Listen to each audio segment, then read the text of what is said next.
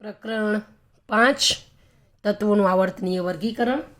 એમાં આપણે ન્યૂલેન્ડનો અષ્ટકનો નિયમ, ડોબ્રેનરની ત્રિપુટીનો નિયમ અને મેન્ડેલિફના વર્ગીકરણ વિશે, આવર્ત કોષ્ટક વિશે જોઈ ગયા. હવે આપણે આધુનિક આવર્ત કોષ્ટક વિશે જરા માહિતી મેળવીએ. તો ઈસવીસન 1913માં હેનરી મોસેલે દર્શાવ્યું કે તત્વના પરમાણવીય દળની સરખામણીએ તેમનો પરમાણવીય ક્રમાંક Z વધુ આધારભૂત ગુણધર્મ છે. આથી મેન્ડેલિફના આવર્ત કોષ્ટકમાં સુધારો કરવામાં આવ્યો. પરમાણવીય ક્રમાંકને આધાર સ્વરૂપે લઈ આધુનિક આવર્ત કોષ્ટકની રચના કરવામાં આવી. એટલે આ નિયમ અગત્યનો આધુનિક આવર્ત નિયમ.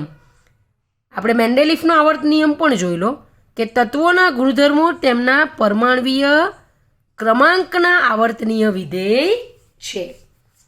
મેન્ડેલિફના આવર્ત કોષ્ટકના શું હતું? એનો આવર્ત નિયમ કે તત્વોના ગુણધર્મો તેમના પરમાણવીય દળના આવર્તનીય વિધેય છે. જ્યારે અહીં શું છે? પરમાણવીય ક્રમાંકના આવર્તનીય વિધેય છે. એટલે અહીં કોને પ્રાધાન્ય આપવામાં આવ્યું?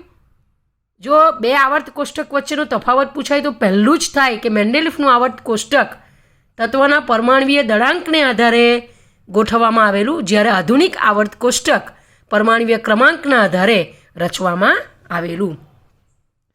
કોઈપણ તત્વનો પરમાણવીય ક્રમાંક એ તેના પરમાણુના કેન્દ્રમાં રહેલા પ્રોટોનની સંખ્યા જેટલો હોય છે.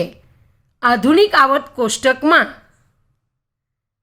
તત્વોને પરમાણવીય ક્રમાંકના ચડતા ક્રમમાં ગોઠવવામાં આવે છે, જેથી આ તત્વોના ગુણધર્મોની આગાહી વધુ ચોકસાઈપૂર્વક થઈ શકી.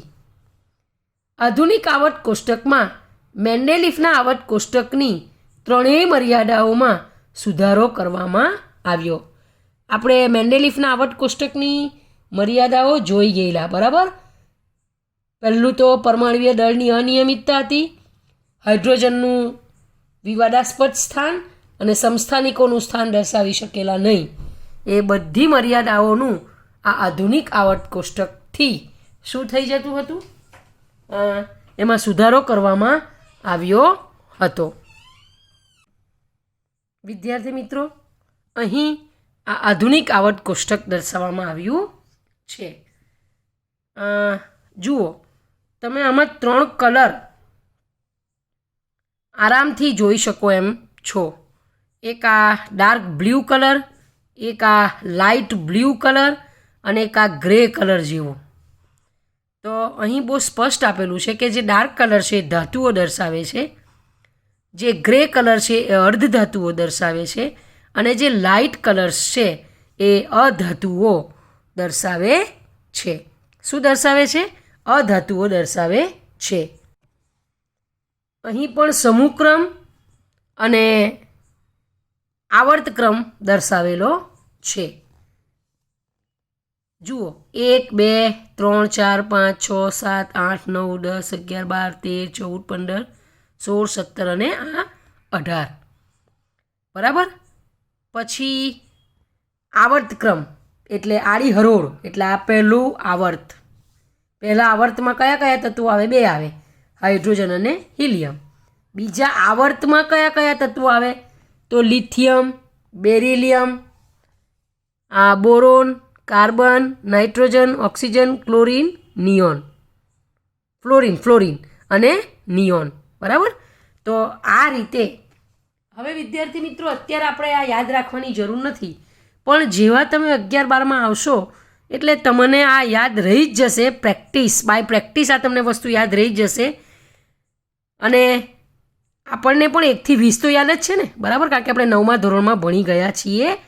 તેથી એટલે ઓલમોસ્ટ આપણને પણ ત્રીજું આવર્ત પણ આખું ખબર છે, અને પહેલો બીજો સમૂહનું તો આખું ખબર છે આપણને, પણ આવર્તમાં પણ આપણને ત્રીજા આવર્ત સુધી તો બધી ખબર છે. એની ઇલેક્ટ્રોન સંરચના વિશે પણ આપણે જાણીએ છીએ. બરાબર, તો એ વસ્તુ આની જરૂર પડશે ત્યારે આપણે જોઈશું, અને એ તો તમને સમૂહ સમજ પાડીને પણ એ વસ્તુ સમજણ પાડીશું. બરાબર, હવે અંદર પ્રશ્નો છે, પ્રવૃત્તિ છે કે ભાઈ મેન્ડેલિફના આવર્ત કોષ્ટકમાં જે રહેલી તે આના દ્વારા કઈ રીતે દૂર કરી શકાય એ આપણે જરા જોઈએ. આધુનિક આવર્ત કોષ્ટકમાં નિકલ અને કોબાલ્ટના સ્થાન કેવી રીતે નિશ્ચિત કરવામાં આવ્યા. આપણે મેન્ડેલિફમાં જોઈ ગયેલા કે પરમાણુ દળના ચડતા ક્રમમાં આ બેનું સેટ થતું હતું નહીં, પરંતુ પરમાણુ ક્રમાંકને આધારે ગોઠવવામાં આવ્યું તો આનું સેટિંગ થઈ ગયું. જરા જોજો. આધુનિક આવર્ત કોષ્ટકમાં તત્વોનું વર્ગીકરણ પરમાણુય ક્રમાંકને આધારે કરવામાં આવ્યું છે. કોબાલ્ટ અને નિકલનો પરમાણુય ક્રમાંક અનુક્રમે 27 અને 28 છે. એટલે 27 ઓલરેડી પહેલો આવે અને 28 પછી આવે. તેથી બંને તત્વોને તેમના પરમાણુય ક્રમાંકના ચડતા ક્રમના આધારે અનુક્રમે સમૂહ 9 અને સમૂહ 10માં સ્થાન નિશ્ચિત કરવામાં આવ્યા. બરાબર, એટલે ઊભી લાઈન, કારણ કે એક વધી જાય એટલા માટે. આધુનિક આવર્ત કોષ્ટકમાં જુદા જુદા તત્વોના સમસ્થાનિકોના સ્થાન કેવી રીતે નિશ્ચિત કરવામાં આવ્યા.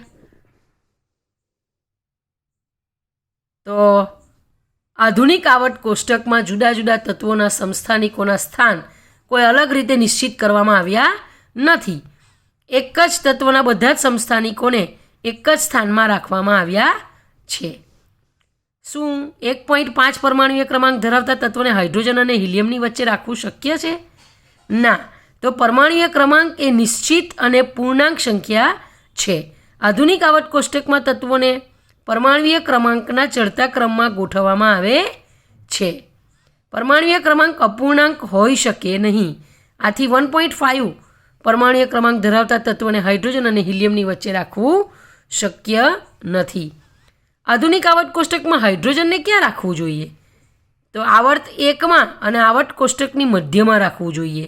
અર્થાત હાઇડ્રોજન માટે સમૂહ ક્રમાંક નક્કી કરી શકાય નહીં, કારણ કે આપણે જોઈ ગયેલા કે એ ક્લોરાઇડ, ઓક્સાઇડ ધાતુની જેમ અને અધાતુની જેમ પણ બનાવી શકતા હતા. આલ્કલી દેવી પણ લક્ષણો ધરાવતા હતા, ગુણધર્મો ધરાવતા હતા. કોણ? હાઇડ્રોજન. અને એ ધાતુ સાથે આયોનિક સંયોજનો બનાવી શકતા હતા અને અધાતુ સાથે સહસંયોજક સંયોજનો પણ બનાવી શકતું હતું. કોની જેમ? હેલોજન સમૂહની જેમ.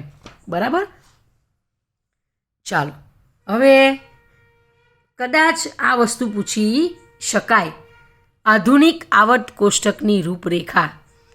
તો પહેલાં હું જરા ચર્ચા કરી લઉં, પછી તમારી સાથે એની જોઈએ કે આધુનિક આવર્ત કોષ્ટકમાં કોના આધારે? પરમાણુય ક્રમાંકના આધારે ગોઠવણી કરવામાં આવે. એમાં ઊભા સ્તંભ હોય તેને શું કહેવાય? સમૂહ. અને આડી હરોળ હોય તેને શું કહેવાય? આવર્ત. ટોટલ 7 આવર્ત છે અને 18 સમૂહ છે. બરાબર, એક જ સમૂહમાં રહેલા જે તત્વો હોય એની બાહ્યતમ કક્ષામાં રહેલા ઇલેક્ટ્રોન સરખા હોય, અને એક આવર્તમાં રહેલા હોય તો તેમનો પરમાણુ ક્રમાંક એક વધતો જાય. એટલે એક જ આવર્તમાં રહેલા જે તત્વો હોય, દાખલા તરીકે ત્રીજું આવર્ત છે એમાં 11 નંબર હોય તો ત્રીજા આવર્તમાં 11 પછી 12 આવે, પછી 13, પછી 14, પછી 15, આ રીતે. એટલે એમાં કક્ષા જેમ સમૂહમાં ઉપરથી નીચે તમે ઉતરતા જાઓ તેમ કક્ષા ઉમેરાતી જાય, અને આવર્તમાં કક્ષા એક જ રહે પણ ઇલેક્ટ્રોનની સંખ્યા વધતી જાય. એ હું તમને સમજાવીશ એટલે ખ્યાલ આવશે. બરાબર, ચાલો તો આપણે જરા એના વિશે જોઈએ કે તત્વોનું સ્થાન, રૂપરેખા. બરાબર, આધુનિક આવર્ત કોષ્ટકની રૂપરેખા સમજાવો. તો આધુનિક આવર્ત કોષ્ટકમાં તત્વોની ગોઠવણી પરમાણુય ક્રમાંકના ચડતા ક્રમમાં કરવામાં આવે છે. કોઈપણ તત્વનો પરમાણુય ક્રમાંક એ તેના કેન્દ્રમાં રહેલા પ્રોટોનની સંખ્યા જેટલો હોય છે, અને પરમાણુમાં જેટલી સંખ્યામાં પ્રોટોન હોય તેટલી જ સંખ્યામાં ઇલેક્ટ્રોન પણ હોય છે. એ તમને ખ્યાલ છે.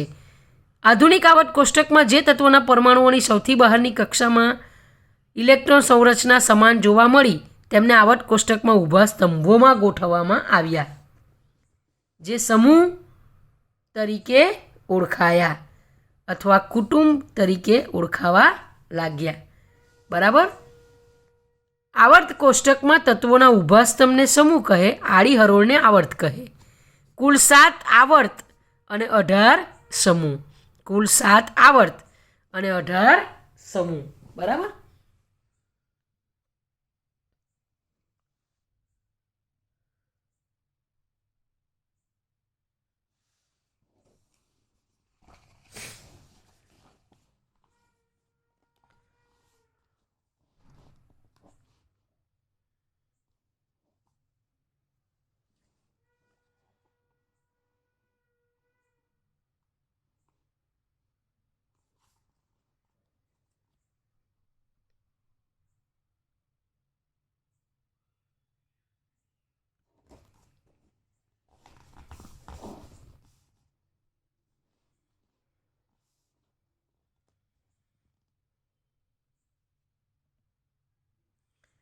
આવર્તમાં તત્વોની ઇલેક્ટ્રોનીય રચના.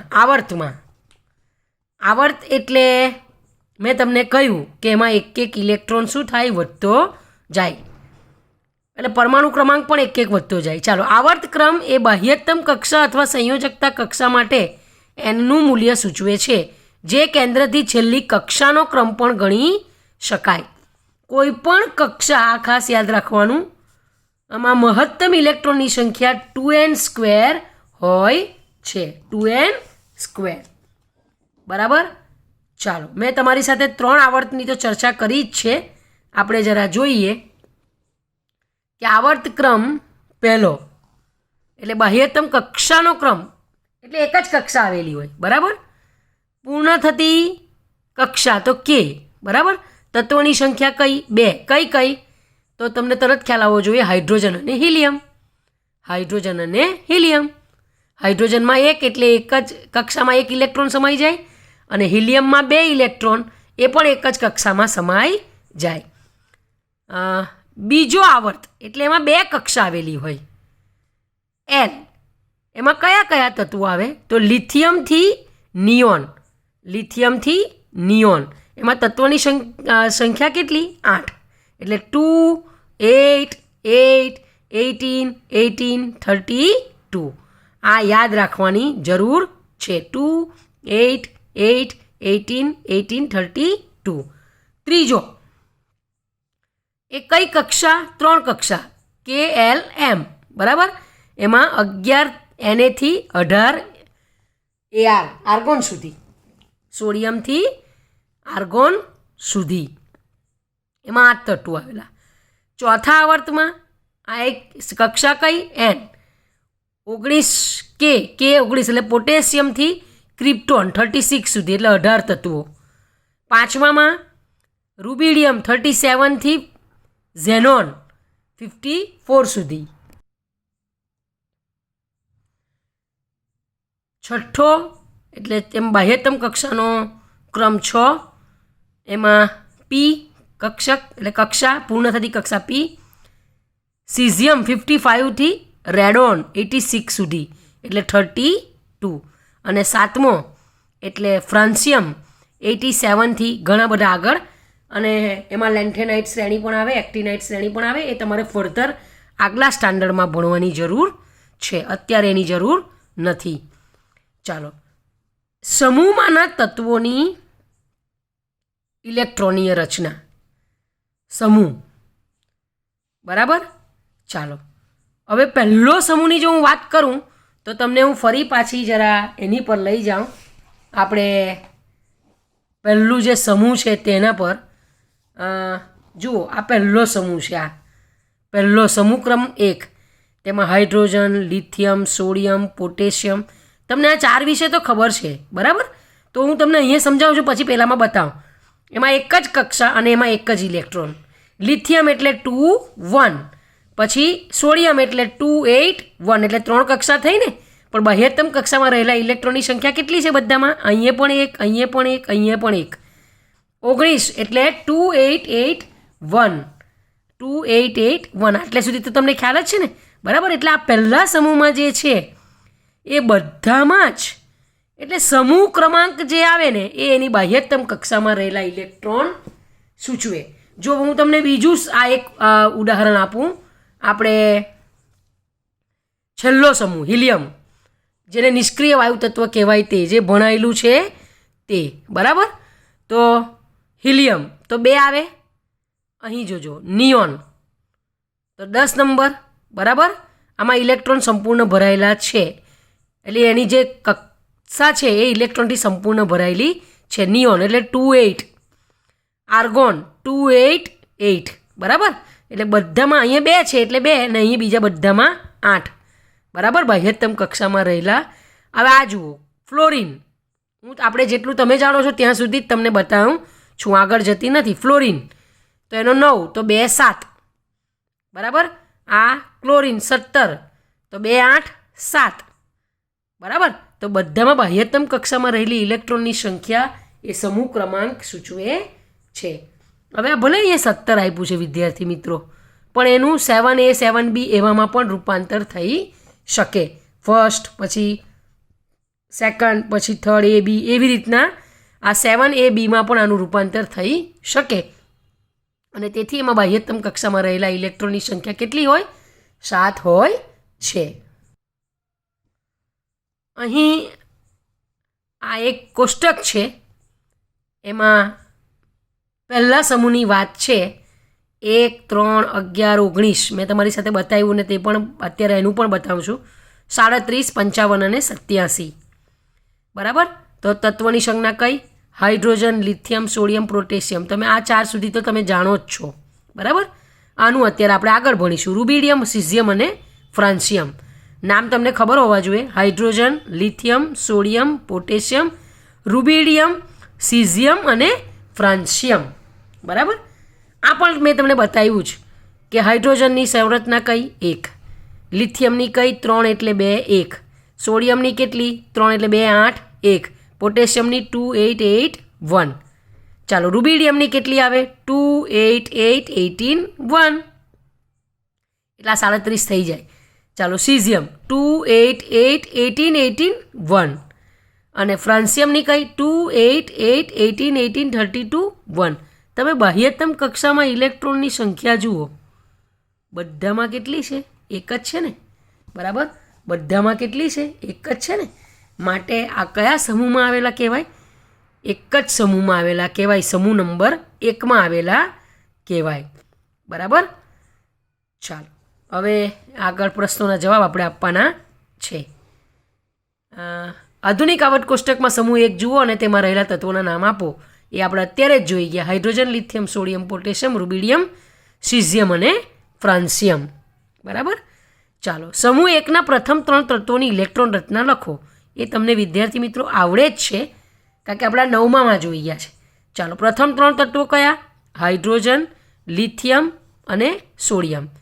હાઇડ્રોજનમાં આ 1 જ એટલે K કક્ષા, લિથિયમમાં 2 1 એટલે KL કક્ષા, સોડિયમમાં 3 2 8 1 એટલે KLM. પછી NOP આવે, બરાબર. એ આપણે આવર્ત વખતે જોયું. પડે છે સમજ? તો આ રીતે આપણે પ્રશ્નોના જવાબ આપી શકીએ. તમે 11 12માં જે આગળ વધશે સાયન્સમાં, એ લોકોને આખું આવર્ત કોષ્ટક મોઢે થઈ જશે. એના માટેની ટ્રીક જ શીખવવામાં આવશે, બરાબર. પણ અત્યારે એનો અર્થ કોઈ નથી, માટે આપણે એ જોતા નથી. સમૂહ 1ના તત્વોની ઇલેક્ટ્રોન રચનામાં શું સમાનતા જોવા મળે છે? આપણે જોઈ ગયા. આ તત્વોની બાહ્યતમ કક્ષામાં સમાન સંખ્યામાં ઇલેક્ટ્રોન ગોઠવાયેલા છે. અને કેટલા હતા તે? 1. ચાલો સમૂહ 1ના તત્વોમાં કેટલા સંયોજકતા ઇલેક્ટ્રોન હાજર છે? હવે સંયોજકતા ઇલેક્ટ્રોન કોને કહેવાય? તો જે બાહ્યતમ કક્ષામાં ઇલેક્ટ્રોન રહેલા હોય તે, બરાબર. એટલે સમૂહ 1ના તત્વોમાં સંયોજકતા ઇલેક્ટ્રોનની સંખ્યા કેટલી છે? 1 જ છે. પડે છે સમજ? ચાલો હવે આપણે આ પ્રવૃત્તિ 5.5 જોઈએ. જો તમે આવર્ત કોષ્ટકના લાંબા સ્વરૂપને જોશો તો ખ્યાલ આવશે. Lithium, beryllium, boron, carbon, nitrogen, oxygen, fluorine અને નિયોન. એટલે આવર્તની વાત છે. કયા આવર્તની વાત છે? આ બીજા આવર્તની વાત છે. બીજા આવર્તના તત્વો છે. તેમની ઇલેક્ટ્રોન રચના લખો. મેં તમને એ પણ સમજાવ્યું કે એક જ આવર્તમાં તમે ડાબી બાજુથી જમણી બાજુ જાઓ તો માત્ર ને માત્ર પરમાણુ ક્રમાંક વધતો જાય, અને તમે સમૂહમાં ઉપરથી નીચે આવતા જાઓ સમૂહમાં, તો પહેલા સમૂહમાં હાઇડ્રોજન હતું, પછી શું હતું લિથિયમ, પછી શું હતું સોડિયમ, તો એમાં કક્ષાની સંખ્યા વધતી જાય. જ્યારે આવર્તમાં કક્ષાની સંખ્યા નથી વધતી પણ એક એક પરમાણુ ક્રમાંક વધતો જાય, એટલે કે પ્રોટોન અને ઇલેક્ટ્રોનની સંખ્યા એક એક વધતી જાય. તે તમે અહીંથી જોઈ શકશો. આ lithium 3, beryllium 4, boron 5, 6, nitrogen 7, oxygen 8, fluorine 9 અને નિયોન 10 છે ને. 3, 4, 5, 6, 7, 8, 9, 10. બધામાં કક્ષા તો સરખી જ છે. જુઓ કઈ બે કક્ષા, પહેલી કે અને બીજી એલ. કે એલ બધામાં જુઓ એ જ છે ને. ચાલો, ઇલેક્ટ્રોન સંરચના શું છે? 2 1, 2 2, 2 3, 2 4, એટલે 2 4, 2 5, 2 6, 2 7, 2 8. એટલે શું વધતું ગયું જુઓ, એક એક ઇલેક્ટ્રોન અથવા પ્રોટોનની સંખ્યા વધતી ગઈ ને. એટલે કે પરમાણુ ક્રમાંકમાં એક એકનો શું થતો ગયો? વધારો થતો ગયો. જ્યારે સમૂહમાં શું થાય? સમૂહમાં શું થાય? કક્ષા વધતી જાય. કક્ષા વધતી જાય. પરમાણુ ક્રમાંક તો વધતો જ જાય પણ એમાં ક્રમિક નહીં વધે. પહેલું હિલિયમ હતું, સોરી હાઇડ્રોજન, પછી કયું હતું લિથિયમ, તો એનો પરમાણુ ક્રમાંક 3, પછી 11 આવ્યું. એટલે એમાં ક્રમિક નથી વધતો પરમાણુ ક્રમાંક, અહીં ક્રમિક પરમાણુ ક્રમાંક વધે. બરાબર? પહેલામાં કક્ષા વધતી જાય. પહેલામાં 1 હતી એટલે કે, બીજામાં 2 આવી એટલે કે અને એલ, સોડિયમમાં 2 8 1 એટલે કે એલ એમ. પડે છે સમજ? તો આ બધી વસ્તુ છે. ચાલો, શું આ બધા તત્વો પણ સમાન સંખ્યામાં સંયોજકતા ઇલેક્ટ્રોન ધરાવે છે? જુઓ, સંયોજકતા ઇલેક્ટ્રોન સરખા છે બાહ્યતમ કક્ષામાં? ના. બરાબર? આ બધા તત્વો સમાન સંખ્યામાં સંયોજકતા ઇલેક્ટ્રોન ધરાવતા નથી. બરાબર? શું તેઓ સમાન સંખ્યાની કક્ષાઓ ધરાવે છે? હા, આ બધા જ તત્વો સમાન સંખ્યામાં કક્ષાઓ કે અને એલ બે જ કક્ષાઓ ધરાવતા હતા. કે એલ એટલે એક જ આવર્તમાં રહેલા તત્વો કક્ષાઓ સમાન ધરાવે, અને એક જ સમૂહમાં ઉપરથી નીચે તત્વો જે હોય તે સંયોજકતા ઇલેક્ટ્રોન સરખા ધરાવે, એટલે કે બાહ્યતમ કક્ષામાં રહેલા ઇલેક્ટ્રોનની સંખ્યા સરખી ધરાવે છે. બરાબર? હવે આપણે આવર્તનીય ગુણધર્મો વિશે નેક્સ્ટ પીરિયડમાં એની ચર્ચા કરીશું.